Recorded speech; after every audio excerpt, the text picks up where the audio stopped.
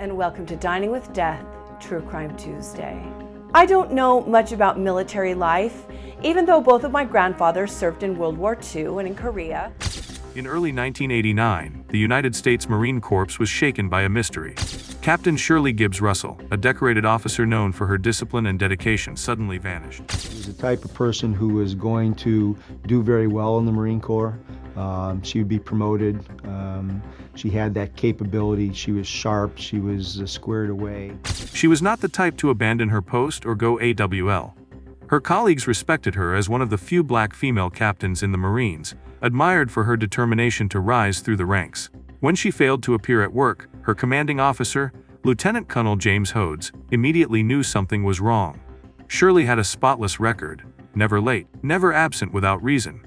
On March 6th, her empty desk raised alarm. Only days earlier, Shirley had taken leave to settle personal matters, including cleaning her former quarters and preparing for a legal separation from her husband, Robert Russell. But now, there was no sign of her at her new bachelor officer's quarters, no clue to explain her absence. Fellow Marines searched her room, finding it untouched, as if she had simply vanished into thin air. Fear spread quickly across the Quantico base. Rumors began, but those who knew Shirley best refused to believe she had walked away from her life and career. To them, one conclusion became clear: something serious had happened. The question was, had Captain Russell been abducted, harmed, or worse? Husband's strange story: when Captain Shirley Gibbs Russell disappeared, suspicion quickly turned toward her husband, Robert Russell. The two had recently separated after years of a troubled marriage filled with arguments, drinking, and abuse. On March 4th, Shirley had met Robert at their former quarters to finish cleaning before handing the home back to the base. According to Robert, she left around 1:30 p.m. to walk to the base exchange for paint and never returned. His version of events raised eyebrows immediately. The exchange was several miles away, far too far for Shirley to walk. Robert insisted that was the last time he saw her, but investigators noticed details that didn't add up. At their old quarters, Lieutenant Colonel Hodes spotted a strange rust-colored stain on the floor of Robert's storage shed. Robert dismissed it as paint, but it looked like blood. Even more suspicious, a neighbor claimed to see a blue station wagon backed up to the shed later that afternoon, though Robert said he had already left for Pennsylvania by then. His calm cooperation with the FBI seemed rehearsed, and when he was questioned further, his story began to show cracks. Though he denied involvement, Robert's account sounded less like concern for a missing wife and more like a carefully prepared cover. Investigators grew convinced this was not a simple disappearance. FBI joins the hunt by the third day of Captain Shirley Gibbs Russell's disappearance. The case was no longer just a military concern. The Naval Investigative Service reached out to the FBI's Washington field office, and Special Agent Alan Malinchik took the lead. The search for Shirley became urgent. Federal agents approached the case with three possibilities: she had been abducted, she had left on her own, or she had been the victim of foul play. Robert Russell, as her husband, was naturally their first focus. He told investigators that after cleaning the quarters with Shirley, he saw her leave with a friend for lunch. Later, he claimed he phoned her barracks and even left messages when she didn't answer. On the surface, his calm, businesslike manner suggested cooperation. Yet, agents noticed how smoothly he offered explanations. Almost too smoothly. They interviewed fellow officers, including Captain Patrice Gale, who said Shirley had planned to meet her after handing Robert the legal separation papers. But Shirley never showed up. To her friends, this was unthinkable. She was reliable, punctual, and serious about finalizing the separation. The FBI gathered leads, checked her quarters, and pressed Robert again. His answers grew suspicious, but without proof, the agents could only push harder. To find Shirley, they needed evidence, and soon. Evidence of violence as the search deepened.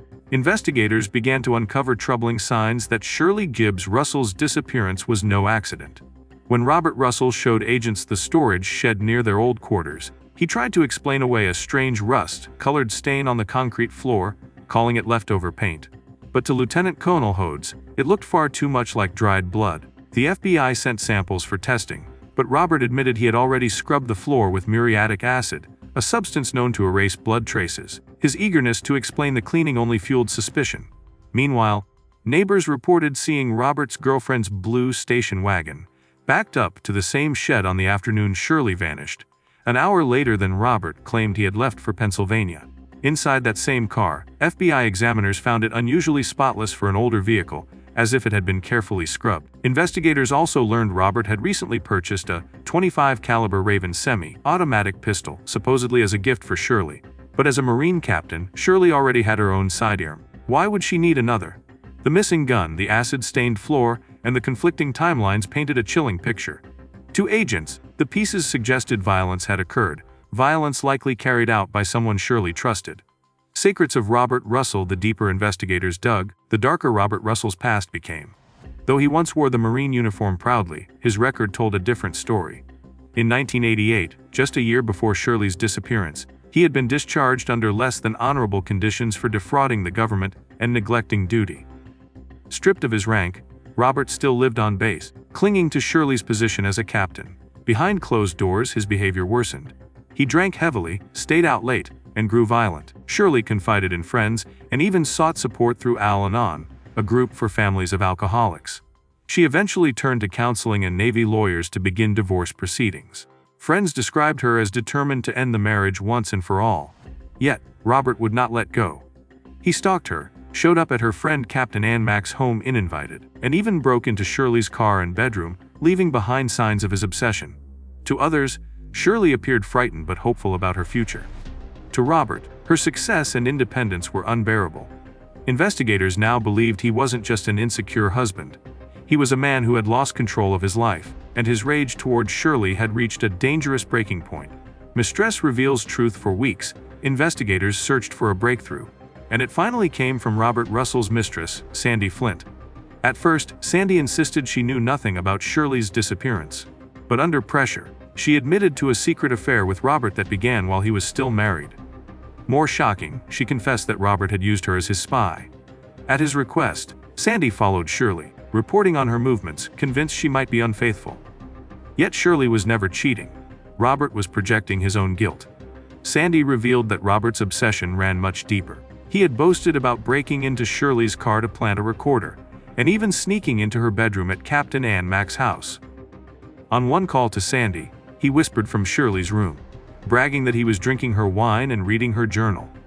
Then came the most chilling moment. Robert told Sandy that if Shirley ever went missing, it would be his doing. He warned her to deny everything if questioned.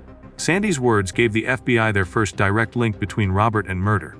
Still, it was her word against his, until lab tests confirmed Robert's fingerprints on items from Shirley's private space. The mistress's testimony cracked his carefully built facade wide open. Prosecutors argued that Robert lured Shirley to the shed, killed her after refusing to sign the separation papers, and later used his mistress's station wagon to dispose of her body in Pennsylvania mines he knew well. He may have even sealed her grave with dynamite.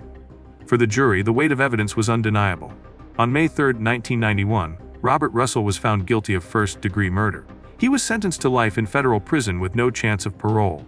Though Shirley's body was never recovered, justice was delivered. For her fellow Marines and loved ones, the verdict brought some peace, ensuring that Robert would never again walk free or escape the truth of what he had done.